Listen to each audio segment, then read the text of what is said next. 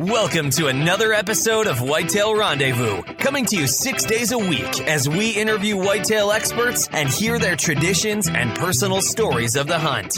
Learn more about the latest gear, discover proven tips, and the latest strategies so you can make your next hunt a success. Now, here's your host, Bruce Hutchin.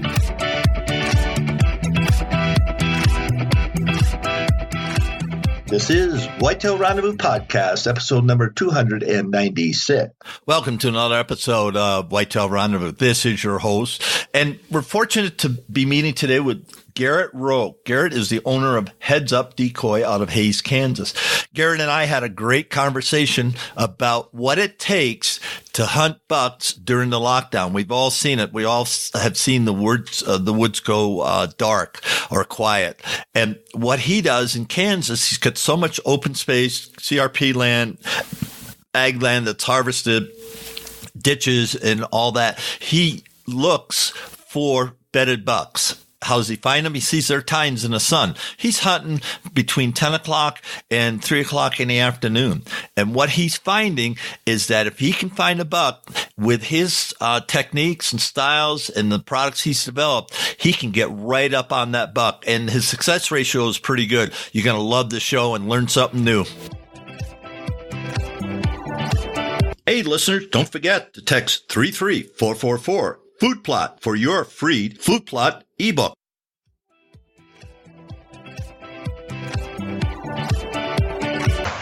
Welcome to another episode of Whitetail Rendezvous. This is your host, Bruce Hutchin. We're heading out to Hays, Kansas today, and we're meeting with Garrett Roe. Now, Garrett is the owner of Heads Up Decoy. Now, Garrett, welcome to the show, but I'm excited to hear about this decoy because I saw a pretty nice buck laying on the ground and a decoy silhouette. So let's start right off. What's this all about at Heads Up Decoy? Well, we make super mobile, lightweight, portable, big game decoys and a turkey decoy. They're a lot of fun to use, and we found some creative ways to use them that are maybe a little unorthodox for maybe, especially with whitetails, whitetail protocol. And they're a lot of fun to use. It does take a little effort sometimes, but it's certainly been a blast to use and to learn how to use them over the last 6 or 7 years that I've had the whitetail decoy. Well, you've been bow hunting for over 30 years. So what made you want to create a product? And we'll tell the folks how to get in touch with you in a few minutes. But let's talk about, why all of a sudden you said, I need to do this. How did that begin? Well, the first time I ever went elk hunting, it was not a Primos video. And those are awesome videos, but most of the terrain that we were hunting in, it was deep, dark timber. And I felt that if you were to have an encounter or needed a decoy, you wouldn't need anything but just a partial body. But also wanted something that was light enough to take every day. And that's where we started, was with the elk decoy. And then we just trickled in. Here on the plains, I knew the mule deer doe would be a slam dunk. And then we just trickled into the other big game like whitetails and then the turkey as well. And that's kind of how I started it. And that started back in 2007, 2008. And it's been an experience since, for sure. Well, I guess it is. And, I living out west, I can remember the first times, I went elk hunting, and I can remember using, different products and, something portable, light, easy to carry was critical, especially in the dark timber. And, just something that looks like a cow elk, but it's not the whole body. All of a sudden it catches their eye and it'll deflect you from where I'm set up. And I use it on the 2-person setup.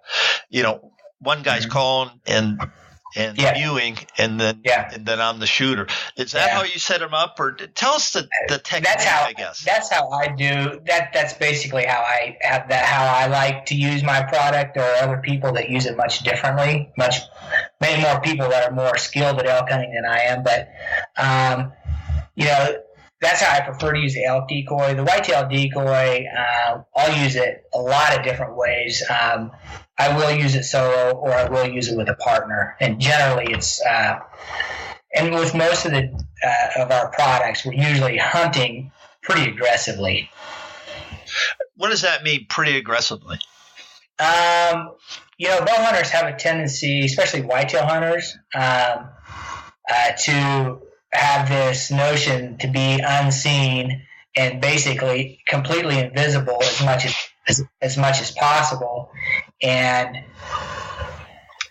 that we want to be invisible and not seen up to a point, and then the whole point is to be seen, and it may mean that we are running through pastures underneath and out of, using terrain and wind to get better angles on deer that are in the open country or whatever it may be, and then ultimately trying to get inside of the bubble of a whitetail and any deer or any big game for that matter, where we can get the decoy and get a response. And that's really, it can be pretty fun like that, and that's really, and when I mean aggressive, that's what I mean. We're challenging, like for a whitetail buck and our whitetail decoy, the whole goal is to challenge that mature buck to defend his territory or defend his prize by trying to, come in and kick our rear. Well, in the warm-up, I talked about the lockdown period. Now I'm thinking, wait a minute, if I'm doing a spot and stalk, one, I know I can grunt, I can rattle, but if he's got a doe lockdown, he's not going to leave her. He's just not, because, he's been spending all night or 2 days trying to find her. So now, all of a sudden, I see this silhouette that looks like a, sizable buck. Now, do you grunt at all when you're aggressively stalking them? Absolutely. We call them all kinds of names, trash talk, I guess you might say. The lockdown, in my opinion, Bruce, is when that buck is at his most. He's at his peak of where you can exploit their aggressiveness and their because he wants to protect her. And if you can get inside of that bubble, I like to be 60 to 80, but if you can't get any closer than that, it could be 100, whatever it is. And then I do grunt. I snort wheeze with my mouth. I do whatever it takes to get a reaction from him. And because the buck is big, our decoy is big, we pose a threat to him. And that's when he spins his head or turns his head and looks at us, and he sees those big white antlers and that mature buck coming in to take his doe. Oftentimes they don't even think, they just stand and immediately go into a posture, and then they come in, and it's quite an experience that it's worth doing for sure. Now, do you have somebody shooting videos? Because that would be killer videos on YouTube or Ruko or wherever. Yeah, so that's always been an issue for me personally, is how many people am I willing to take along? And I've got a lot of good video. Some of it is still just residing on my computer, and some of it is produced. Some of it's hat cam. So it is, some of the video that we've got that is out there is pretty good, but it hasn't quite absolutely, well, one of them has captured the whole full meal deal, the stock, the grunt, buck stands up, postures in, and I shoot him inside of 20 yards when he's still coming. And that was the first time we ever did it, and that was in 2010. Hey, we'll take a break here. How do people get a hold of you? Your Twitter page, social media? Yeah, they can. We have a Heads Up Decoy page. I have my personal Garrett Roe Facebook page. I'm on Instagram at Heads Up Decoy. And then obviously the website has emails and phone numbers that you can go to. But What is your URL? Your Heads Up Decoy. headsupdecoy.com. And anything else? Are you up on YouTube? Do you have a YouTube channel? I do have a YouTube channel. I have a Vimeo channel as well. You can just search Heads Up Decoy on both of those, and you should be able to find us. I'm just making a note here. You bet. Great. So, folks, I wanted to kind of lead off because I love hunting over decoys. I've waterfowled all my life, and without decoys, I wouldn't have killed anything. Either goose in the flats, and I laid out in Canada on the thousands and thousands of snow geese, as many people have. So decoying is really fun, but there's 10 techniques to it, and that's why I wanted to have Garrett on the show to talk about techniques. And like he just heard, if you get inside the kill zone or the buffer zone, whatever you want, the core zone of a buck during lockdown, he is going to respond one way or another, and he's not going to lead that doe unless he feels threatened or obviously sees a human being, and they're both going to leave. But done right, it could be really exciting. So let's talk about 216 hunt. Did you hunt whitetails this year in Kansas or other states? In Kansas, I hunted whitetails exclusively, yes. So how'd you do? Well, I shot a really nice, dominant, mature buck that was in lockdown.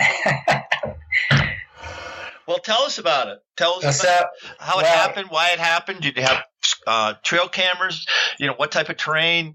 Just lay it out for us. Sure. Well, I think that by and large, the 2016 Kansas rut was kind of was tough, and I hunt mostly open country where a person would coyote call or pheasant hunt, and usually those areas sometimes are adjacent to traditional river bottom. And I still have river bottom that I hunt, but it's much easier to spot, rutting whitetails that are cruising or chasing a doe or locked down when they're out in the middle of nowhere. And so we weren't really seeing any movement. It was it had been frustrating, actually, because, as well as I do, it's been warm.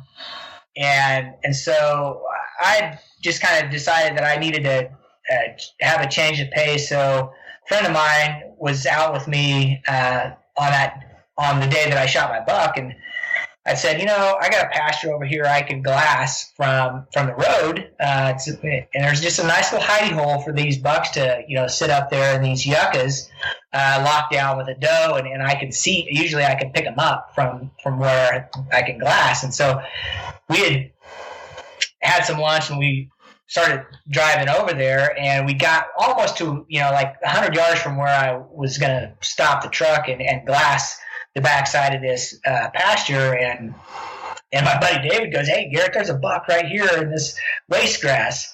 He was about 300 yards from the road, and I slowed the truck down, and I put on my binoculars, and sure enough, he was nice, but he just was standing there like a statue. It was him and his doe. He was oblivious to us, and so he wouldn't turn his head, so I really couldn't get a good chance to really see what was going on. And so we hid the truck, and got a better vantage point, and he was a nice buck, nice mature deer, big bodied, and so we just let him. There wasn't any other buck out there harassing him, so he wasn't really going to go anywhere.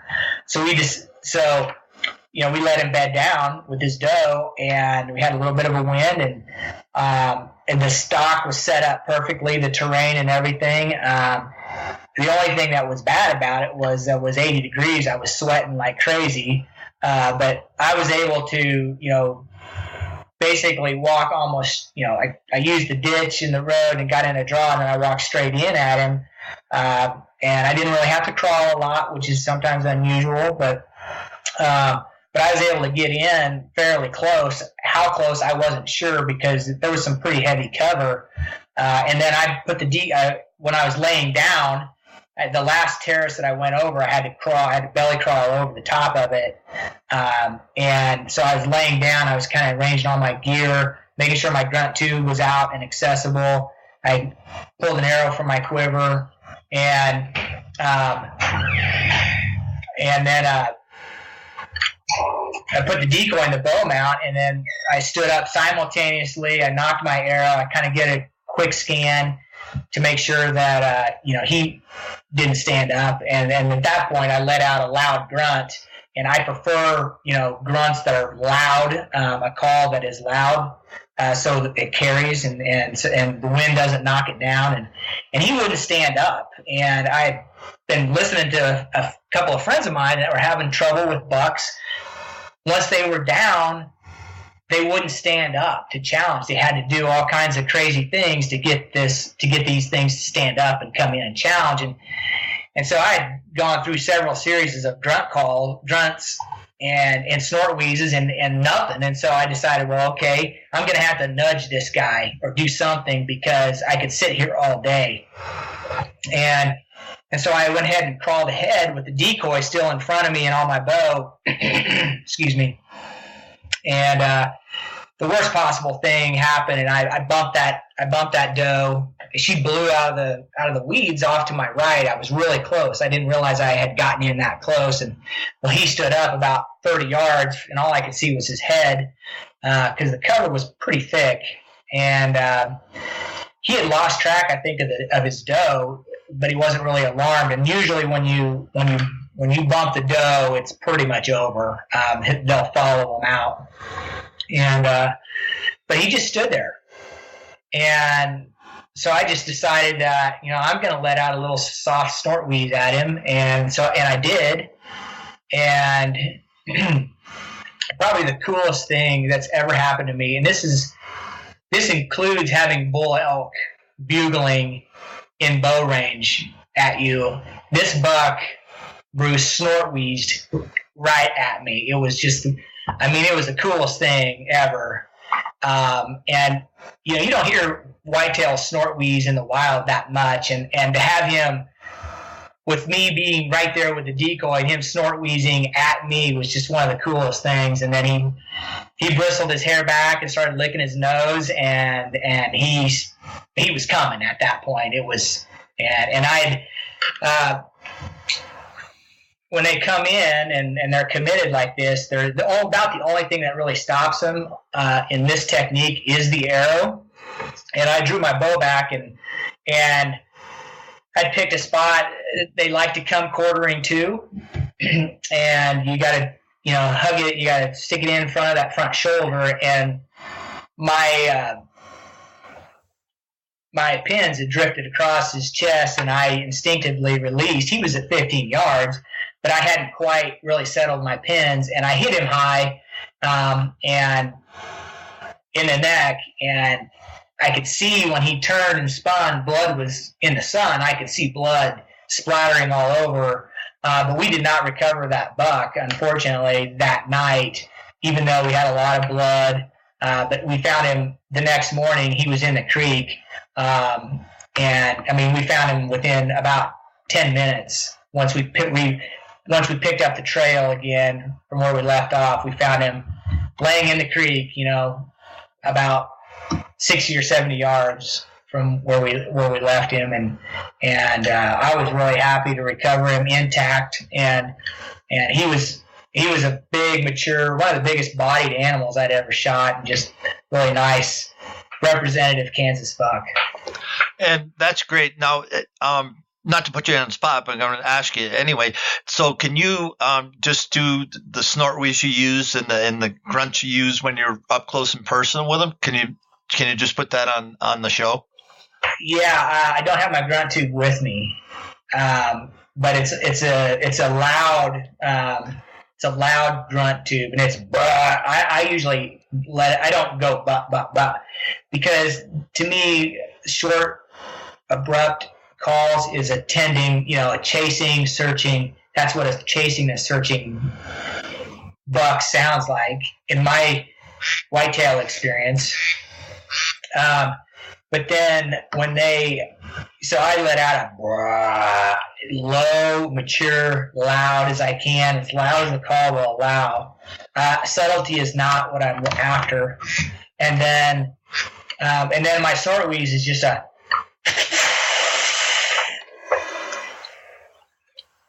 and that's it. So you don't go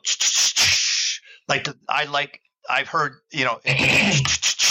That's exactly what I did. Okay. And your audio may have not picked that up. I made the exact sound. Yeah, and that gets their attention. You betcha. Yeah, and that was the trick. And I may have not have done the snort wheeze when he was standing there, but my friend kind of ran into a problem with the buck that he ended up shooting. He was at 50 yards, just kind of stalled out, and he let out a soft snort wheeze, and that was all it took. And he just barreled in for him, and he shot that buck at maybe 30 yards, maybe closer, 25. So now let's talk about techniques. Now here we are. You're in open cover now. What if I'm hunting in Buffalo County, in the hills and dales of Buffalo County, or the thickets of northern Wisconsin, or the hardwoods of Iowa, those type of places. And I can see in the ag country a lot of CRP. Where I've got to be able to spot the buck. I mean, yeah. That's the first thing. You got to find them. And I'm thinking, how do I do that without messing? I'm thinking the hills and dales and the coulees of Wisconsin along the Mississippi River. I'm going, as you're talking, I'm going, okay, how do I work that? So now I'm thinking I need an observation stand over a whole section, and I might just sit there all day looking for that buck, that's looking for the doe. But if he's locked down, how do I find him in that type of terrain? Yeah, great question. So what I recommend for people, and typically almost everybody shed hunts now, or turkey hunts. And so my recommendation in that is you'd use it. The decoy can still be used in a traditional stand fashion. We have a clamp. You can clamp it to a tree, a solid object, and then hunt over the top of it, either in a tree stand or a ground blind, and you can have success like that.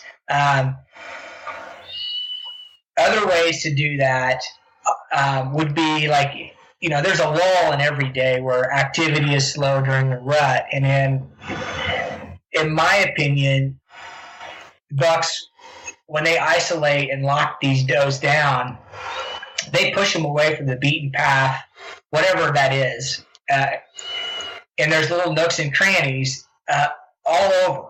And there could, you might want, it might be a place you would quail on. It could be a fence line or a little thicket.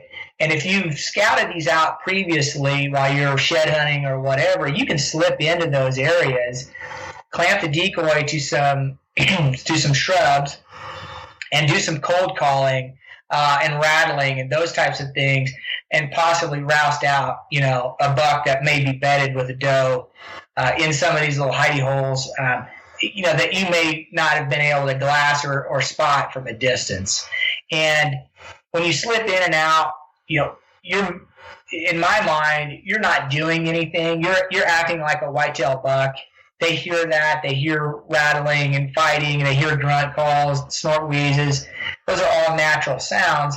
And if you go in and you set up, fairly close to these little hidey holes or pockets, you can move in and out of those without doing, quote unquote, any damage to your property, and kind of, go from one to the next and maybe break up some of the monotony of maybe sitting in a tree.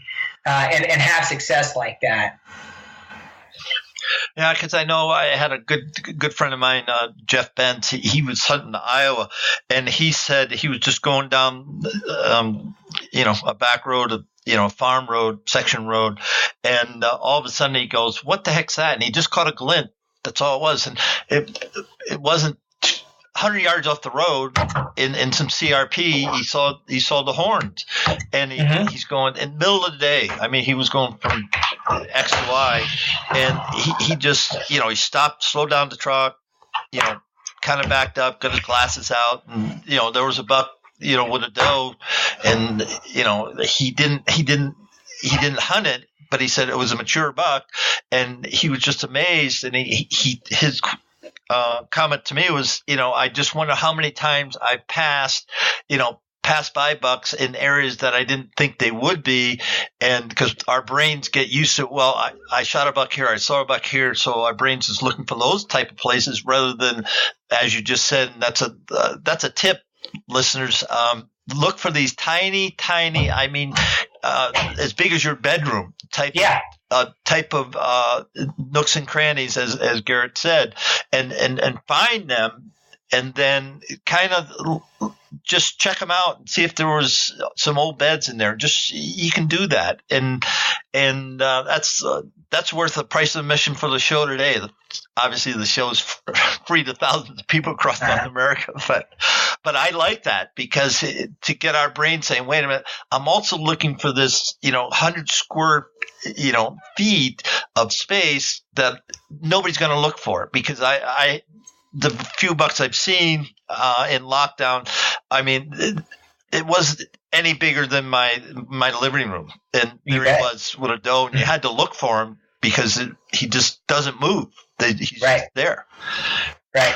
Let me ask you this, and I'm sure a lot of your listeners are like this. I have Heads Up Decoy, but I'm by and large barely more than a weekend hunter. And November only comes one time a year. And so you could sit in your stand all day and hunt, or you could sit in your stand in the morning and then spend the middle of the day going through and hunting every second of shooting light, and optimizing your opportunities. You don't have anything to lose, in my opinion. And so with these decoys, I've been able to shoot deer in the middle of the day at first light, at last light, so there's really that's the beauty about it, is that you can hunt with these decoys during the rut all day, and not be, restricted to, the first few hours of the morning and the last few hours of the day. Now, what about scent control? I mean, we mentioned wind, and we know topography plays a role in that, but, scent control is going to be huge because, bucks smell you, they're going to go. Correct. You always have to play the wind, and I do my best 100% of the time to make sure that the wind is in my favor. You get a crosswind, sometimes they'll try to angle into your wind, but if they have to angle into your wind into bow range, it doesn't really matter. So the wind is 100% heading behind, is in my face nearly 100% of the time. And that's just, I have you elk hunt, I elk hunt. You don't leave camp without your puff bottle. And I don't leave without my puff bottle. My puff bottle is in my hands or in my pocket, and I use it 50 times a day. Have you ever used, mallet or wood duck feathers, some of the down feathers off a goose, and put it on your bow as an indicator? I have not, but I have. I know people that do that, but I have not. Because there have been times, yes, when the wind is swirling. Lighted variable winds are pretty tough. And all of a sudden you feel the wind on the back of your neck, and then it's over. But yes, those types of things are important. Grass is always a good indicator as well, but those are good little tricks to have. I don't usually put a lot of stuff on my bow like that, because if I'm crawling, I'll peel it right off. Well said. It's just, that's how I started before, all these puff bottles and, talcum powder or powders came out. And I just, the less things that I have to mess with, because I got my grunt tube, I got my rattling antlers, so I got two things stringing on me. Plus I hunt with a crossbow, so I got that. And so I like to minimize, if I can minimize everything, I'd love to do it. That's for sure. That's just my style, and have a fanny pack, and that's about it. Correct. Yes. Well, let's talk briefly, and then we're going to wrap the show. But just the hunting tradition. How are you passing that on in your family or in Hays, Kansas? Well, I think like most people, their dads or an uncle got them into hunting, or another adult mentor, and that's essentially what I'm trying to do with my son. The company keeps me, really busy, and so I try to get my son out. He has a passion for the outdoors, and I'm trying to feed that, as much as I can. I bow hunt. I think about bow hunting every day, and it's been kind of a nice buffer having him around, because now I'm thinking more about pheasants and quail and waterfowl and coyotes and things like that now. And so I'm trying to pass that on to him, and then introduce, with his passion, and his friends that he has, we want to make sure that, he carries on that tradition that of the outdoors and the love of fishing and hunting like I have. If we can touch one or two of his friends for a great fishing afternoon or a day of duck hunting or an evening, sitting in a ground blind, deer hunting during the early season, we do what we can with that, for sure. Well, we're at the time of the show. You get about 90 seconds to get some shout outs, and then we'll wrap the show, Garrett. Well, it's I have a lot of support here locally in town. Vanderbilt's is a dealer, and they promote our product and have bought into the product, and many people have walked into their store and had great success, and the people that have tried our product and recognize it for what it can do for them, I appreciate it, because that is truly what keeps me going with the company, because this is a tough industry. There's a lot of products out there to choose from, and and ours is somewhat unique, and it takes a unique approach to bow hunting, and I appreciate all of our customers and the people, family that have supported me along the way. Well, Garrett Roe from Heads Up Decoy, thank you so much for sharing some really exciting, because you were talking, and I'm in some of the places where I hunt, and I'm going, okay, how would I use it there? Now I sit in a tree here, then I got to play the wind. Now, if I did a loop, I could make that last all afternoon until I get back to another tree stand for the evening sit, or as I've done way too many times, is all day sits, which is exciting, but they're still all day sits. So maybe I've got something to hunt along the Buffalo River, a technique that might work, and I'm really thinking about that, because I've got a number of stand setups down along the river with Buffalo County bucks that this might work out. So I'm interested in putting that to work the next fall. So on behalf of close to 100,000 listeners of Whitetail Rendezvous across North America, Garrett Roe, thank you so much for being a guest today. Thank you, Bruce, for having me.